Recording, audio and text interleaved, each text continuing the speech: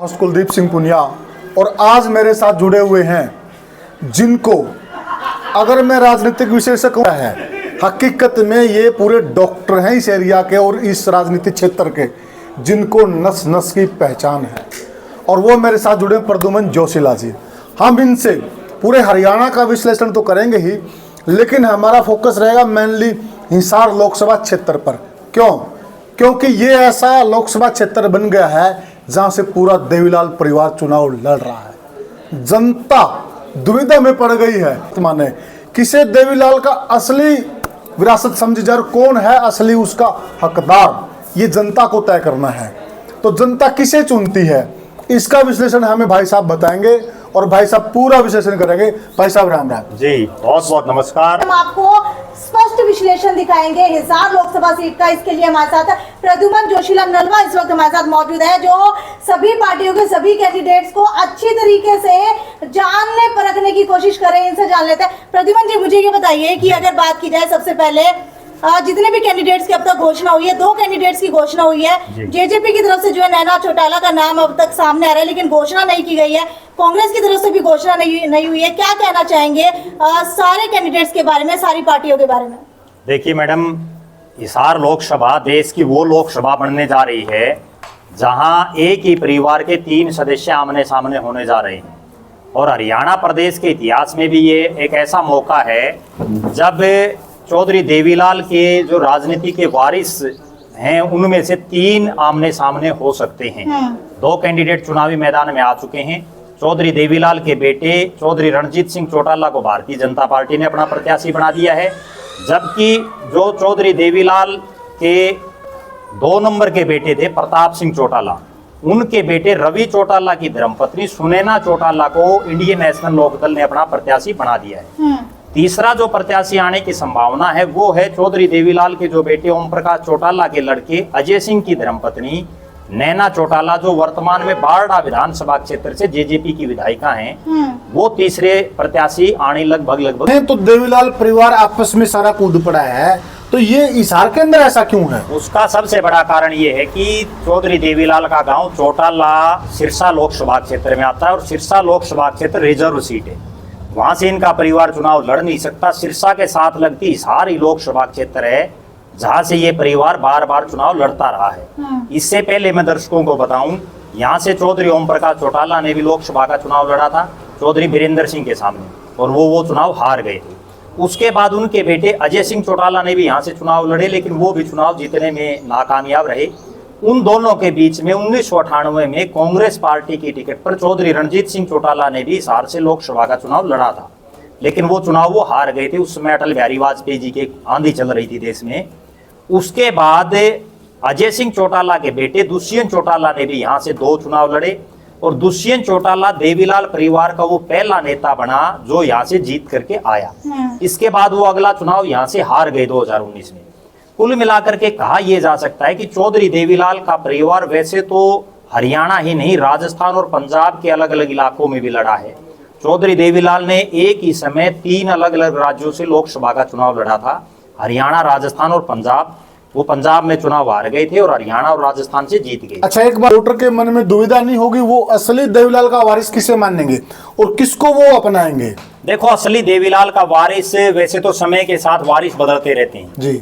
एक वो दौर था जब चौधरी देवीलाल की इस देश में तूती बोलती थी, और उस समय उनका सारा काम धाम राजनीतिक रूप से चौधरी रणजीत सिंह देखते थे।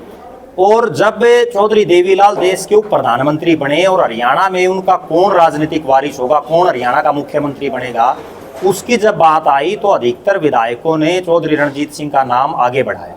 लेकिन परिवारों में एक परिपाटी होती है कि परिवार का जो बड़ा बेटा होता है उसको ही राजनीतिक विरासत सौंपने की एक लगभग हमने हर बार देखा है, चाहे वो चौधरी भजनलाल का परिवार हो या और भी बहुत से ऐसे परिवार हैं। उसके बाद ओम प्रकाश चौटाला जी को मुख्यमंत्री बनाया गया। ओम प्रकाश चौटाला जी उसके बाद चौधरी देवीलाल की विरासत को संभालते रहे। फिर एक ऐसा दौर आया कि चौधरी ओम प्रकाश चौटाला राजनीतिक रूप से हाशिए पर चले गए। आज वो जो चौधरी देवीलाल की विरासत है उसमें चौधरी रणजीत सिंह सत्ता में है। कुछ दिन पहले दुष्यंत चौटाला भी सरकार में हिस्सेदार थे। ये तो राजनीतिक वारिस समय समय पर बदलते रहते हैं और इनका फैसला भी जनता करती है। अच्छा, वोटर्स के दिमाग में ये दुविधा भी अक्सर रहेगी कि एक ही परिवार की दो बहुएं आमने सामने, नैना चौटाला सुनैना चौटाला, तो क्या देख करके वोटर जो इस बार वोटिंग करने वाले हैं? देखो, यहाँ सबसे बड़ी बात ये होती है, अगर चौधरी देवीलाल के राजनीतिक वारिसों की हम बात करें कि किसको देख करके वोट करें, भारतीय जनता पार्टी और कांग्रेस पार्टी दो राष्ट्रीय पार्टी हैं जिनके प्रत्याशी यहाँ से चुनावी मैदान में आने हैं। जबकि जो इंडियन नेशनल लोकदल और जननायक जनता पार्टी, वो हम ये भी कह सकते हैं कि एक परिवार की पार्टी, एक अक्षेत्रीय पार्टी, उसमें सिर्फ डिसीजन एक परिवार के लोगों ने लेना है। उन्होंने फैसला ले लिया, एक ने जो है अपने भाई की बहू को चुनावी मैदान में उतार दिया, दूसरे ने अपनी धर्मपत्नी को चुनावी मैदान में उतारने जा रहे हैं।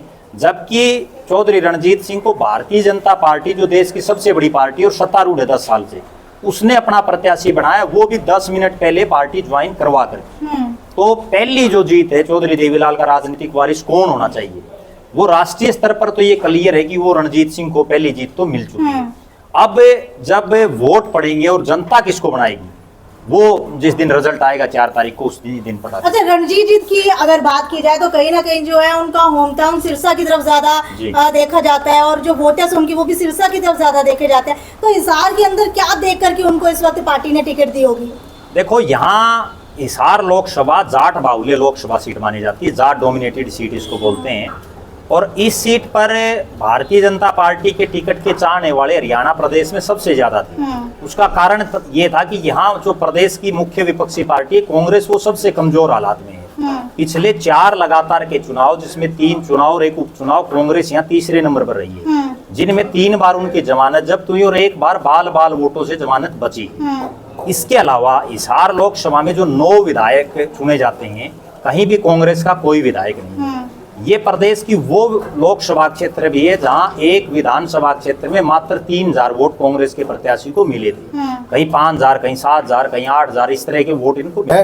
अगर विकास किया है किसी ने तो कैप्टन अभिमन्यु ने किया है, तो वो नुकसान कहीं रणजीत सिंह को नहीं झेलना? देखो पुनिया साहब, इसमें कोई दो राय नहीं है। जब वो वित्त मंत्री थे प्रदेश के कैप्टन अभिमन्यु, तो एक विधानसभा लेवल पर एक मंत्री जितना काम विकास करवा सकता है, उससे ज्यादा किसी ने कोई विकास नहीं करवा पूरे हरियाणा में। उसके बावजूद उनको हराया क्यों गया? उसके 2-3 सर्कमस्टांसिस थे। एक सर्कमस्टांसिस तो ये था कि जो जाट आरक्षण में उनकी जो छवि खराब हुई, उसके बाद जाट समाज उनके बिल्कुल खिलाफ हो गया। हालांकि उन्होंने बाद में मैनेज करने की कोशिशें की, लेकिन वो नहीं कर पाए। दूसरा, कुछ ऐसे कारण रहे कि मंत्री बनने के बाद लोगों से उनका कटाव बिल्कुल कट ऑफ हो गया, जिस वजह से उनकी हार भी हुई और इस बार भी टिकट नहीं मिली। अभी जो आपने पीछे जो प्रश्न पूछा एक और, जो चौधरी भजनलाल की विरासत का, चौधरी भजनलाल की विरासत थी बहुत बड़ी, लेकिन कुलदीप बिश्नोई ने उस विरासत को बिल्कुल सिकोड़ दिया और वो आज आदमपुर तक सीमित हो गई है। ये बड़ी कड़वी सच्चाई है कि चौधरी भजनलाल का परिवार 4 लोकसभाओं से हरियाणा में सांसद रह चुका है। हिसार, भिवानी, फरीदाबाद और करनाल से, कालका से लेकर के आदमपुर तक वो विधायक बनते रहे हैं। लेकिन आज ये नौबत आ गई है कि उनको अपने बेटे को जितवाने के लिए पूरी भारतीय जनता पार्टी को, जेजेपी को, निर्दलीय रणजीत सिंह को तमाम हथकंडे अपनाए गए, तमाम नेताओं ने वोट मांगे, तब जाकर के वो बड़ी मुश्किल से वो चुनाव जीत पाए। और वो भी वो चुनाव तब जीत पाए जब कांग्रेस पार्टी का प्रत्याशी हल्के से बाहर का था। अगर वो हल्के का प्रत्याशी होता तो हो सकता था समीकरण कुछ और भी उलट हो जाते।